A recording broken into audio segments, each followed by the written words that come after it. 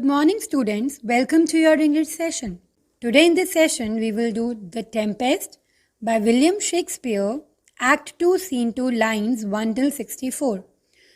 Children, before discussing the lines, I would like to mention that you have to revise the text so that you can quote the important lines and keywords from it in your exams. Now let us start with the objectives of this session. By the end of this session, you will be able to explain the meaning of the difficult words according to the text. You will be able to tell some of the references that we have read in the text. You will be able to explain the text in your own words. Now let us start with lines 1 till 7. Another part of the island, enter Caliban with a burden of wood, a noise of thunder heard. Burden means burden. So children, on the other part of the island, that is the uninhabited island, Caliban enters, carrying wood. He delivers a monologue. Now children, what is monologue? Where the character is speaking to himself. He delivers a monologue in which he curses Prospero and describes many torments that Prospero's spirits inflict on him. Now let us see the lines. Caliban. All the infections that the sun sucks up from bogs, fens, flats on Prospero fall and make him by inch meal a disease. Bogs means marshes, fens means marshy area, flats means swamps, inch meal, hobgoblin, or it means bit by bit. It also means turn into a disease inch by inch. All the infections till a disease, it means mists and fogs sucked up by the sun from fens and swamps were supposed to be laden with germs. So children, in these lines, Caliban curses Prospero. He says, may all the sickness that grows in which area? In marshes, marshy area, swamps, or you can say wetlands, that the sun draws up from there, fall on whom, children? May fall on Prospero. And what will be the result? It will make him suffer inch by inch from disease. Now let us see further. His spirits hear me, and yet I needs must curse. Needs means necessarily. Caliban knows that Prospero's spirits hear him, but he must curse him. So whom is he cursing, children? Yes, he is cursing Prospero. But they will nor pinch, fright me with urchin shows, pitch me in the mire, nor lead me like a firebrand in the dark. Urchin shows, apparition of hobgoblins, firebrand, will of the wisp. Out of my way unless he bid them. Okay children, so the first reference before discussing explanation I will like to tell you is urchins. You see, urchin shows. Urchins were hedgehogs. Children, this is a hedgehog.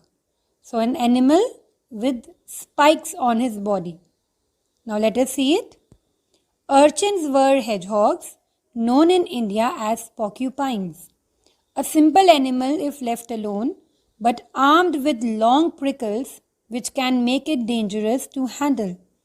Often evil spirits and demons were thought to assume the form of urchins and to work mischief. In Scotland, the word survives as urchin, but has passed out of English in this particular sense. So children, in these lines, what has Caliban said?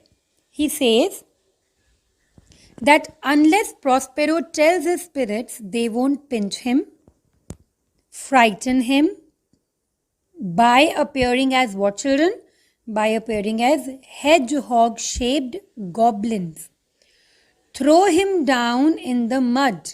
Mire means mud. Nor lead him the wrong way, like a false guide in the night. See, children, there is one more image. See here. In this marshy area, you can see a light. So this is will of the wisp. Now what is it? Now let us see this reference. Nor lead me my way. The reference is to that mysterious light seen over marshes and damp land at night, and supposed to be a mischievous spirit that will mislead the traveller who is so rash as to follow it. Local names are Will of the Wisp and Jack-o'-lantern, but all agree that he is a malicious spirit, aiming at leading travellers astray. The light in question is caused by the spontaneous combustion of marsh gas or some form of phosphorescence arising from stagnant water. So children, here you can see light which has arisen from the marshy area. It was known as Jack-o'-lantern or Will of the Wisp. So this light used to misguide the travelers. So in the same way, Caliban says that Prospero's spirit will not lead him the wrong way like a false guide in the night. We can say by making him follow Will of Wisp through darkness. Let us see gist of these lines. Caliban enters with the load of wood. There is a sound of thunder. He delivers a monologue in which he curses Prospero and describes many torments that Prospero's spirits inflict on him. He says that may all the sickness that grows in swamps and marshes and wetlands which the sun draws up from there fall on Prospero and make him suffer inch by inch from disease. He knows that Prospero's spirits can hear him, but he must curse him. He said that unless Prospero tells his spirits they won't pinch him, frighten him by appearing as hedgehog-shaped goblins, throw him in the mud, nor lead him the wrong way like a false guide in the night. Now let us see lines 8 till 17. So children, here Caliban continues his dialogue. But for every trifle are they set upon me, sometimes like apes that mow and chatter at me, and after bite me. Trifle means little thing, mow means make faces, after means afterwards. So here Caliban says that for each trifling fault, Prospero sets his spirits upon Caliban.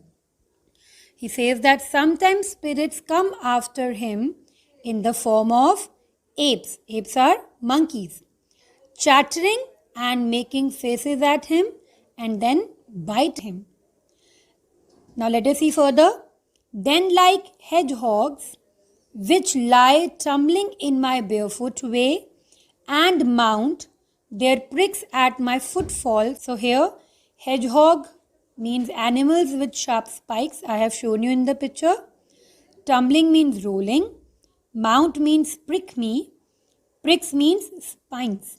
So here Caliban says that sometimes the spirits of Prosperos come in which shape?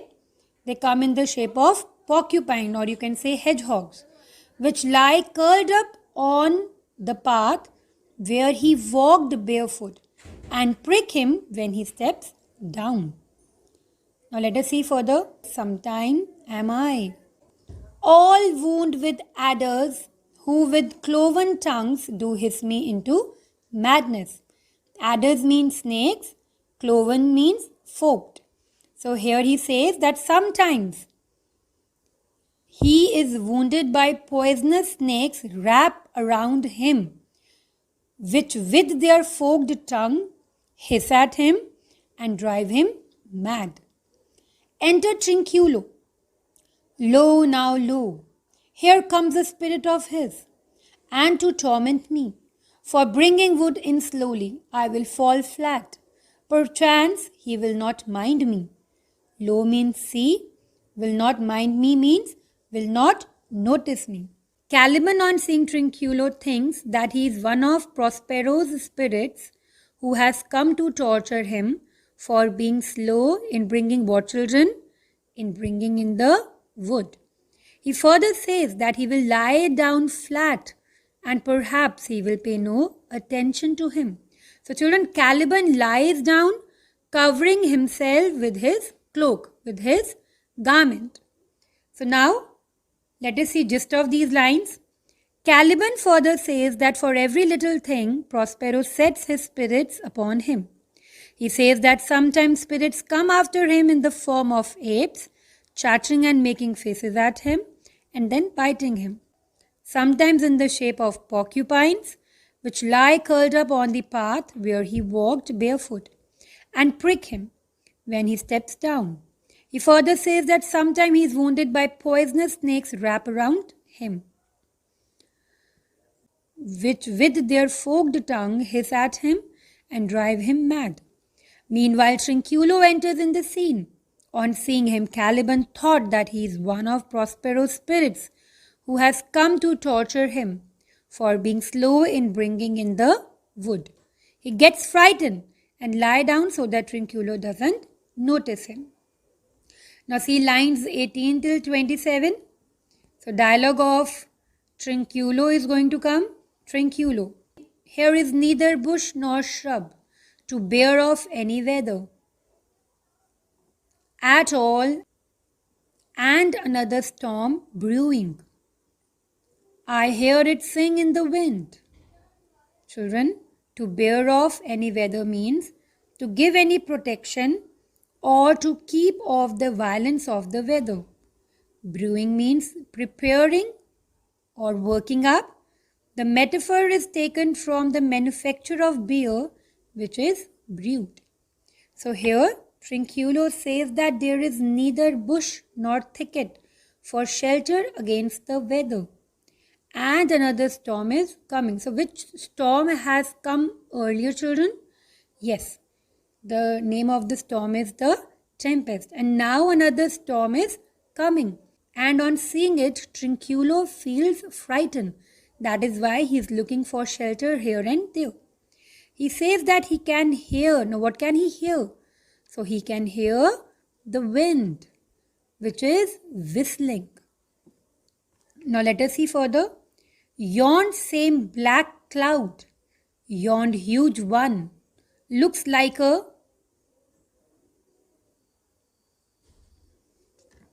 foul bombard that would shed his liquor. So children, foul bombard means a vessel holding liquor.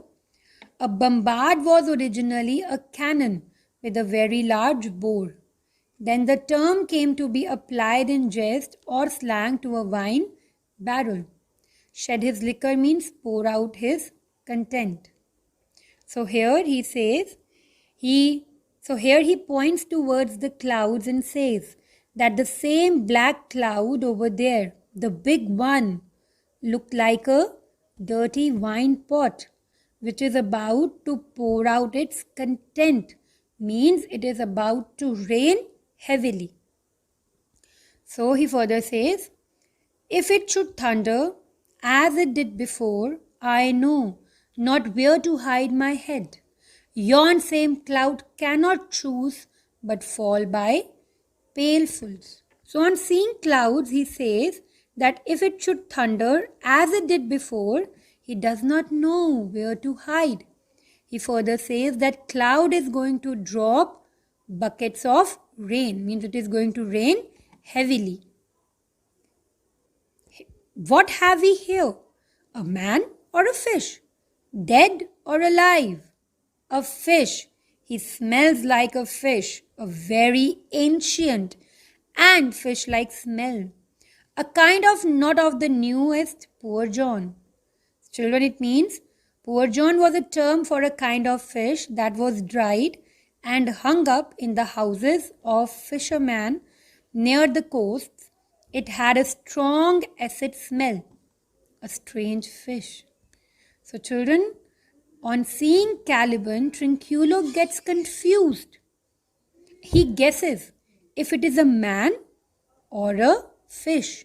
It is dead or alive.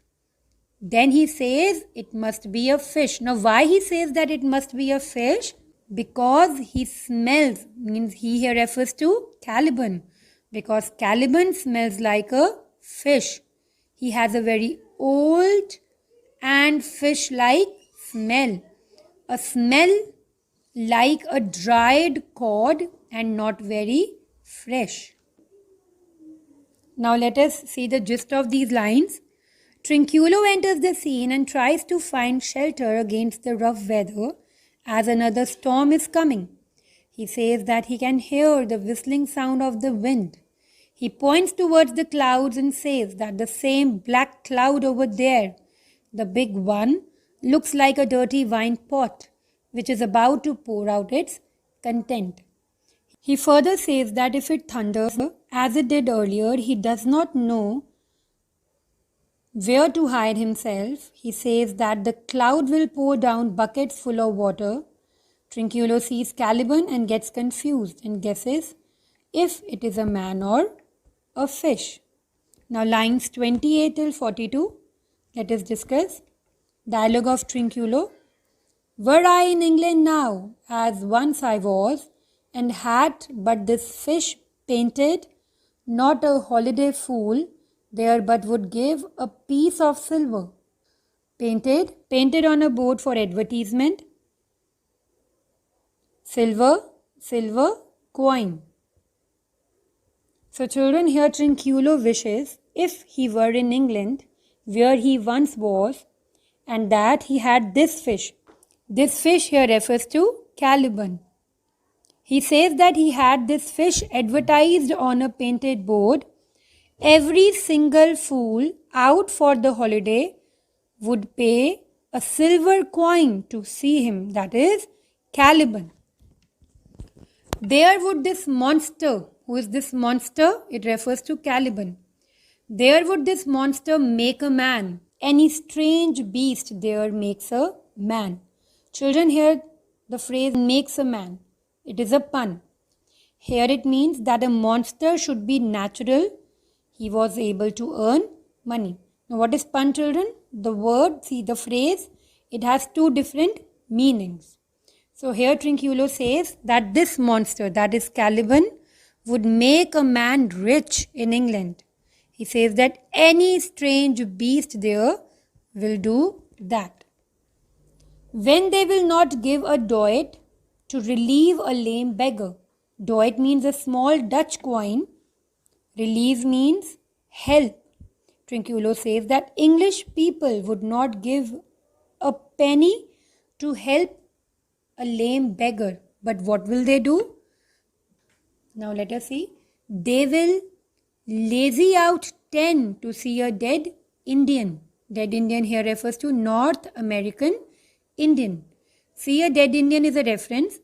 The travelers who returned from South America brought the petrified means fossilized, changed into a strong substance, remains of several old Indian tribes, some of them huge men and petrified so that they were perfectly preserved. These created great interest in England. So children, here Trinculo says that English people, they would not give a penny to help a lame beggar, but they would give how much money? They would give 10 to see whom? To see a dead Indian. Now what does he further say? Legged like a man and his fins like arms. Legged like a man means he has legs just like a man. So here he is talking about Caliban. He says that this monster, that is Caliban, has legs like whom, children? Legs like a man, and fins are like his arms. Warm on my troth, I do now let loose my opinion. Hold it no longer, this is no fish, but an islander that hath lately suffered by a thunderbolt. Warm on my throat means it is warm. I swear by my faith, he has touched Caliban's body. Let loose means deliver. So here Trinculo, on touching Caliban, says that he is warm. He no longer thinks that Caliban, who is under his gabardine, is a fish. He now knows that he is the native of that uninhabited island who has been struck by a lightning bolt. Thunder! Alas, the storm is come again. My best way is to creep under his gabardine. Now, what is gabardine? A long robe of coarse cloth which was in the Middle Ages. There is no other shelter hereabout. So, children, the thunder is heard, and on hearing it, Trinculo says that the storm is returning. That is, it had started again. He has the best plan, that is, to creep under whose garment? To creep under Caliban's garment, for there is no shelter at hand. Now what he further says, misery acquaints a man with strange bedfellows. Acquaints a man, make a man acquainted. So here it means adversity brings a man into strange company.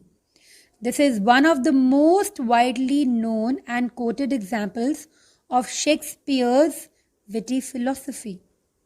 I will here shroud till the dregs of the storm be past. Shroud means shelter or take cover. Dregs means remnants.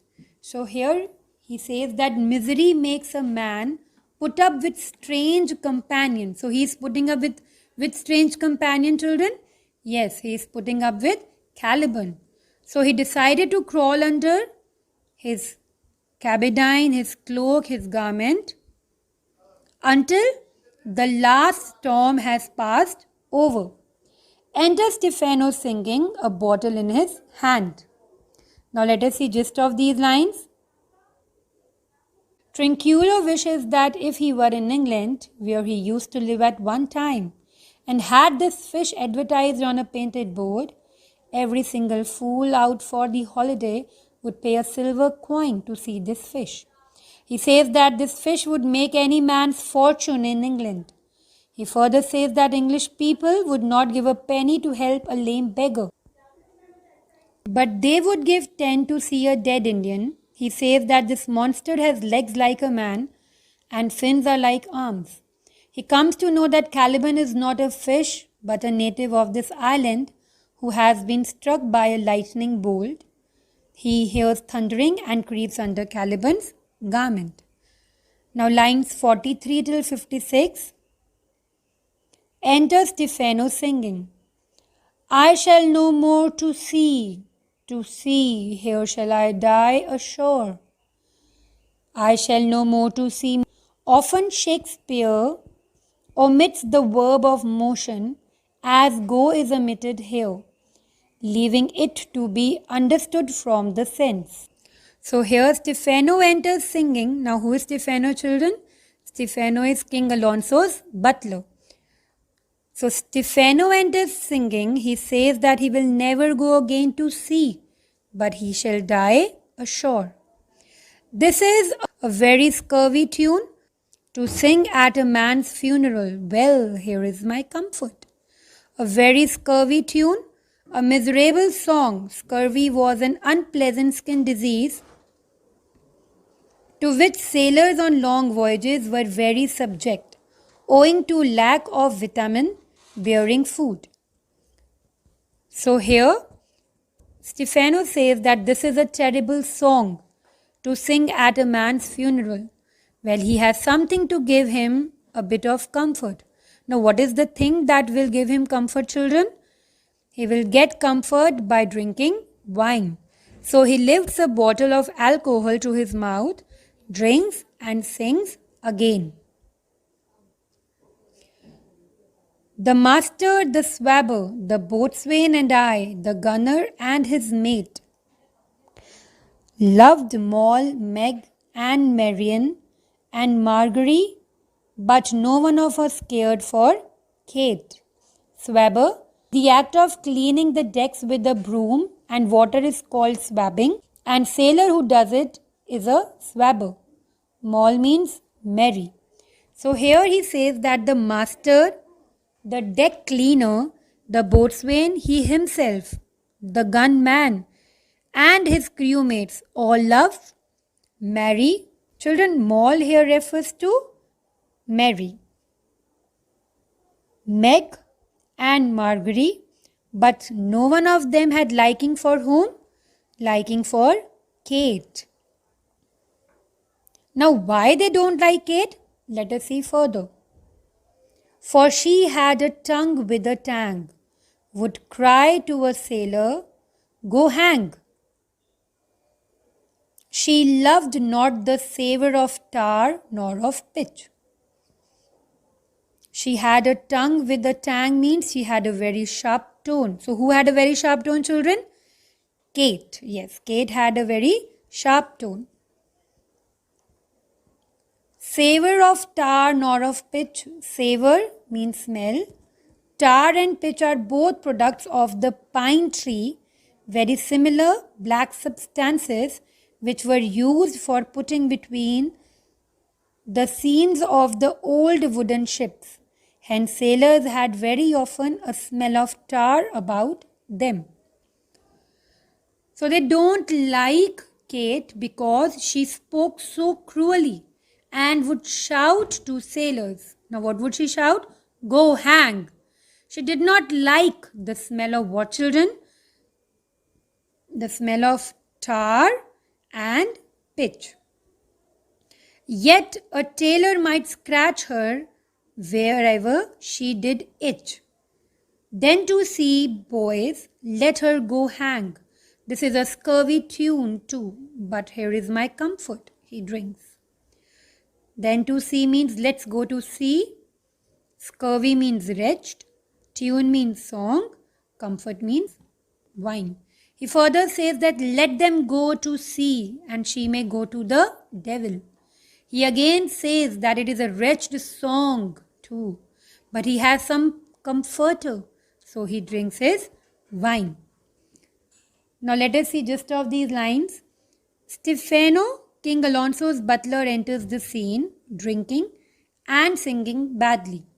He sings that he will never go again to sea, but he shall die ashore. He says that this is a terrible song to sing at a man's funeral. Saying this, he drinks his comforter, that is his wine. So children, it is a rotten song which is sung by him, and he uses his wine as a comforter to come out of this wretched song. So that is why he drinks and sings. Now let us see lines 57 till 64. Caliban, do not torment me. Oh, torment means torture. Children, Caliban thinks that Stefano is also the spirit sent by Prospero to torment him. That is why he says to not punish him. Stefano, what is the matter? Have we devils here? Do you put tricks upon us with savages and men of int? Ha! I have not escaped drowning to be afeard now of your 4 legs. Children, now let us discuss the meaning. Do you put till men of int? It means, are you tricking us with savages and men said to come from the Indus?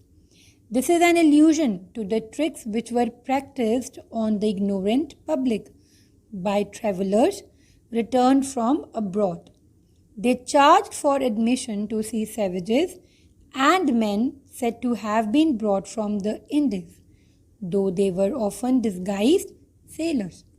So children, here Stefano asks, what is the matter? He asks if the devils are on that island. Which island, children? On that uninhabited island. And when did he say so? He said so when he heard Caliban, who was under a garment and with whom there was Trinculo. He again asks if they are trying to trick him with these savages and men from the Indies. He says that he has not escaped from drowning, only to be frightened by the monster's 4 legs. Now, who is monster here, children? Monster here refers to Caliban. And how many legs are visible? 4 legs are visible. Now, how 4 legs? 2 of Caliban and 2 of Trinculo, and they are hiding under gabardine, or we can say garment. Now, let us see further. For it hath been said, as proper a man as ever went on 4 legs cannot make him give ground, and it shall be said so again, while Stephano breathes at nostrils. So children, here as proper till ground, it means as fine a man whoever walked on 4 legs cannot make him run away. Stephano declares that he is not afraid of a monster with 4 legs, but the groundlings would think it very fine with proper, fine mainly. So here Stephano says that he is not going to be frightened by how many legs of monster? By the 4 legs of monster. For it has been said that the best man, whoever walked on 4 legs, cannot make him retreat. And as long as Stephano lives and breathes, this saying will remain true. Now let us see gist of these lines.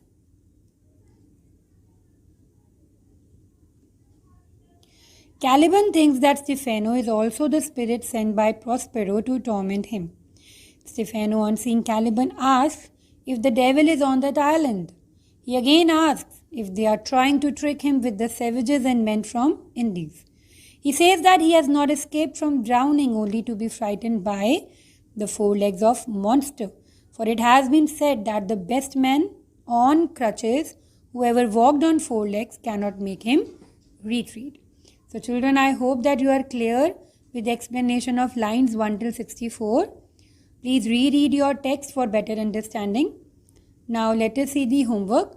Solve extract 1 and 2 at page number 100 to 104 of Act 2, Scene 2 of the Tempest workbook. Children, I will remind you that you have to read the text again so that you can quote important lines and keywords in your paper. Thank you so much.